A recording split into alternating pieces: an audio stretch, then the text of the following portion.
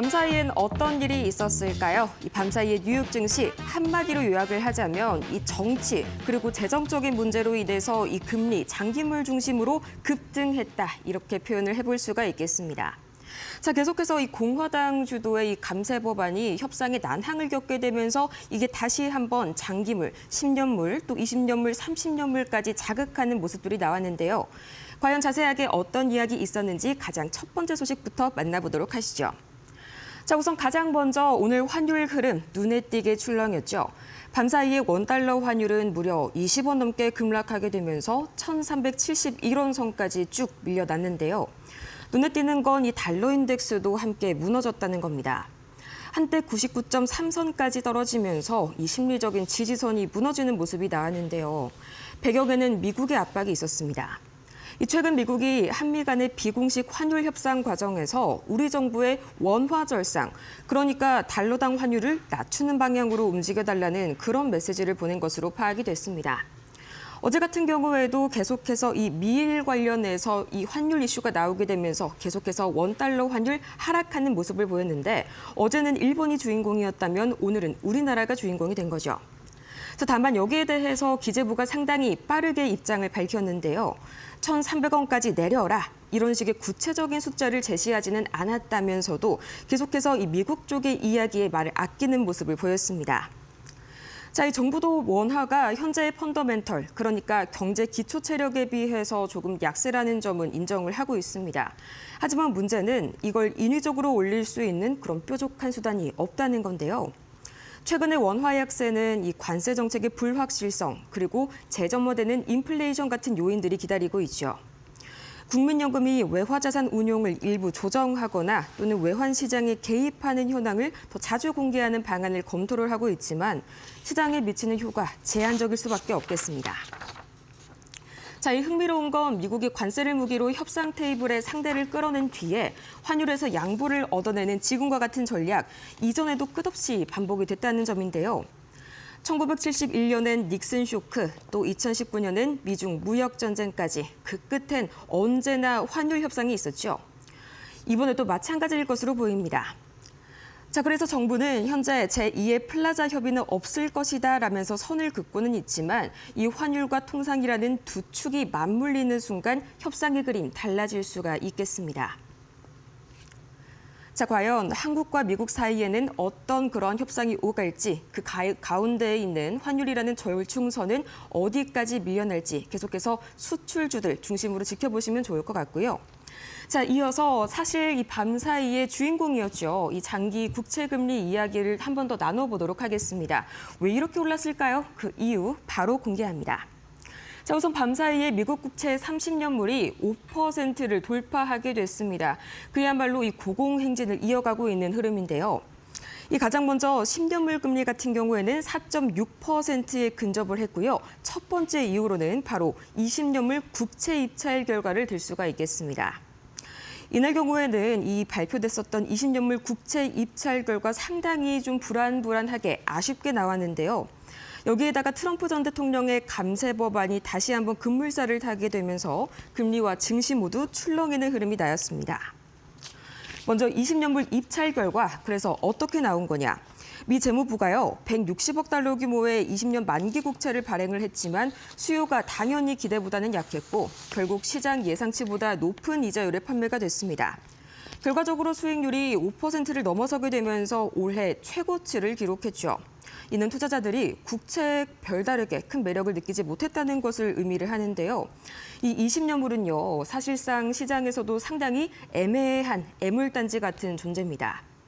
10년이나 또는 30년에 비해서 거래도 적은 데다가 이 투자자들 입장에서는 굳이 선택할 이유가 많지는 않거든요. 여기에 시장 분위기를 뒤흔든 건 또 하나가 더 있는데요. 밤사이에 이 솔트 공제액 상한을 4만 달러로 인상하는 데 합의했다. 이런 소식이 들려왔습니다. 이게 또 국채금리 10년물을 자극을 했는데 솔트는 이 주 지방세 공제 상한입니다. 쉽게 말해서 미국에서 소득세를 낼 때 이미 낸 주 지방세를 일부 빼준 다음에, 즉 공제해준 다음에 나머지에 대한 세금을 내도록 되어 있는데요. 너무 많이 빼주면 이 고소득자들 세금을 지나치게 줄이게 되죠. 그래서 지금까지는 연 1만 달러까지만 공제가 됐던 걸 4만 달러까지 올리는 쪽으로 공화당이 가닥을 잡게 되면서 대표적인 부자 감세에 한 발 더 가까워지게 됐습니다. 하지만 이렇게 솔트 공제를 늘리게 되면 당연히 재정 부담이 더 커지겠죠. 그래서 보수 강경파는 그럼 복지 예산을 더 줄여야지 이렇게 말을 하면서 메디케이드의 개혁 요구 수위를 높이고 있습니다. 결과적으로는 이 재정 부담이 더욱더 가중이 되고 있는 상황이죠. 이런 상황들이 이어지게 되면서 앞으로 국채 발행이 더 늘어날 것, 즉 공급이 넘칠 것이라는 불안감에 시장이 빠르게 반응하고 있는데요. 그래서 장기 금리가 가장 먼저 튀는 거고요. 특히나 20년물, 30년물처럼 만기가 긴 채권은 가장 예민하게 반응을 하고 있는 겁니다. 지금 시장 같은 경우에는 현재 국채 수요 그리고 재정 리스크 마지막으로 정치적인 타협까지 참 복잡한 것들이 얽혀가면서 모든 걸 숫자로 반영을 하고 있습니다. 이 장기물의 금리 움직임이 단순한 이 국채 수익률을 나타내는 것뿐만이 아니라 워싱턴 정기의 상향까지 반영을 하고 있는 게 참 흥미롭네요. 자, 이어서 다음으로 보도록 하겠습니다. 밤사이에 울프 스피드 굉장히 강한 급락이 나왔었죠. 바로 파산 보호 신청을 했다는 소식에 밤사이에 거의 60% 가까이 주가가 떨어졌습니다. 이 자세한 내막에 대해서 살펴볼까요? 울프 스피드, 알고 계신 것처럼 미국의 반도체 웨이퍼 제조사죠. 단 하루 만에 60% 가까이 폭락하게 된 비밀, 이 바로 파산 가능성 보도가 부각이 되면서 시장에 충격을 준 건데요. 이날 장 초반 주가는요, 무려 97센트까지 급락했습니다. 한때 낙폭은 약 70%에 달했지만 장 후반 들어서 약간의 되돌림을 보이게 되면서 약 60% 하락에 그쳤고요. 이 월스트리트저널은 울스피드가 수주 내로 파산 보호 신청인 챕터 11에 들어갈 수 있다고 보도했습니다. 이미 채권단의 다수가 파산 계획안에 동의한 것으로 알려졌고요.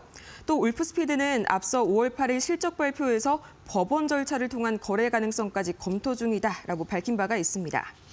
이 현재 부채 규모는 약 65억 달러고요. 현금은 13억 달러 수준인데요.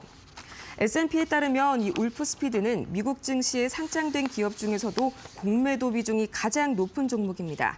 한마디로 이미 시장에서는 유동성에 대한 리스크가 커지고 있었던 그런 상황이죠. 자, 이어서 바로 다음 이야기 만나보도록 하겠습니다. 이 밤사이에 애플의 악재로 작용할 수 있는 그런 뉴스가 하나 나왔는데요. 바로 오픈 AI가 이 조니 아이브 스타트업을 인수하게 되면서 새로운 이 경쟁자로 애플을 짓누르고 있다는 소식 전해졌습니다. 바로 자세한 이야기 만나보도록 할 텐데요. 오픈 AI가 전설적인 애플의 디자이너 조니 아이브에게 손을 내밀었습니다. 이 조니 아이브가 공동 설립한 AI 기기 스타트업 아이오를 인수하기로 한 건데요. 거래 규모가 상당합니다. 우리 돈으로 약 9조 원, 약 65억 달러에 해당이 되는 아주 대규모이고요. 오픈 AI의 역사상 가장 큰 인수 합병입니다. 이 아이폰과 아이패드 그리고 애플워치까지 여러분이 알고 계시는 대부분의 이 대표적인 애플 하드웨어 직접 이렇게 디자인을 한 사람이 바로 조니 아이브고요. 이번 인수를 통해서 오픈 AI는 그동안 약간 부실하다라고 평가가 됐었던 이 하드웨어 전문 조직을 본격적으로 갖추게 되고 또 아이브와 함께 차세대 AI 디바이스 개발에 본격적으로 나서게 됩니다. 아이브는 지난 30년간의 경험이 이 순간을 위한 준비였다. 이렇게 상당히 극찬을 하면서 굉장히 영광에 가득 차 있는 그런 소회를 밝혔는데요. 이제 진짜 제품을 만들 시간이라면서 애플을 살짝 견제하는 모습까지 보여줬습니다. 자, 한마디로 이런 복귀가 단순한 디자인 이상의 의미를 가질 뿐만 아니라 AI 기술과 또 디자인의 융합, 본격적인 AI 하드웨어 시대의 개막을 알리는 신호탄이 될 수 있다는 겁니다. 자, 그래서 오픈 AI의 샘 알트먼 CEO도 이 AI 만들어낼 변화의 크기를 감안한다면 이제는 완전히 새로운 컴퓨팅 형태가 필요하다고 강조를 했는데요. 이미 2년 전부터 아이브와 협업을 시작해왔던 것으로 알려졌습니다. 2026년, 그러니까 내년에 첫 제품 공개를 목표로 하고 있고요. 이 아이브가 사실상 애플의 경쟁자로 다시 한번 복귀를 하게 된 만큼 AI 분야에서 이미 한 발 늦었다는 평가 그전에 애플은 쭉 받아왔었죠. 이번에도 마찬가지로 좀 적잖은 부담으로 작용을 하고 있습니다. 이 과연 스마트폰 이후에 새로운 AI 형태의 컴퓨터를 만들어낼 수 있을지, 이 시장의 판도가 바뀔지 애플의 흐름 그리고 오픈 AI까지 함께 지켜보시면 좋을 것 같고요. 이어서 마지막 소식 넘어가 보도록 하겠습니다. 밤사이에 비트코인 주가 또다시 신고가를 경신을 해줬죠. 이 여러 가지 요소가 있는데요. 가장 먼저 19,700달러를 밤사이에 가뿐하게 돌파를 했고요. 이어서 지금 달러는 10만 8천 달러를 훌쩍 넘어서고 있는 현재 실시간 비트코인입니다. 자, 계속해서 이 비트코인 관련 법안들의 움직임이 예사롭지가 않았습니다. 이전에 있어서 계속 무디스의 신용등급 하락으로 인해서 계속해서 안전자산에서 이 비트코인으로 옮겨가는 그런 모습들이 보여졌고요. 또 이어서 비트코인 고공행진을 이어가고 있는 또 다른 이유, 계속해서 이 관련해가지고 관련 법안들이 계속 나와주고 있습니다. 그렇게 해서 이 정책 기대감에 대한 크게 작용한 결과로 비트코인이 간밤에 다시 한번 상승 마감을 해줬고요. 최근 미국 상원이 스테이블 코인 관련 법안을 진전시켰고 또 텍사스주 하원이 비트코인을 주 차원에서 보유할 수 있도록 하는 비트코인 비축 법안까지 통과시키면서 다시 한번 비트코인에 희망이 실리고 있네요. 자, 이 비트코인뿐만 아니라 다른 가상자산들도 여전히 강세 보여주고 있었는데요. 우선 이더리움은 4% 가까이 올랐고요. 또 XRP, 이 알트코인 같은 경우에는 약 3% 상승하면서 2.43달러를 기록했습니다. 자, 이렇게 해서 계속해서 이 정책 관련한 이슈들 그리고 이 국채 금리와 더불어서 환율까지 세 가지 흐름 잘 지켜보시길 바라고요. 이렇게 해서 오늘 머스트 노우 5 다 같이 살펴보고 왔습니다.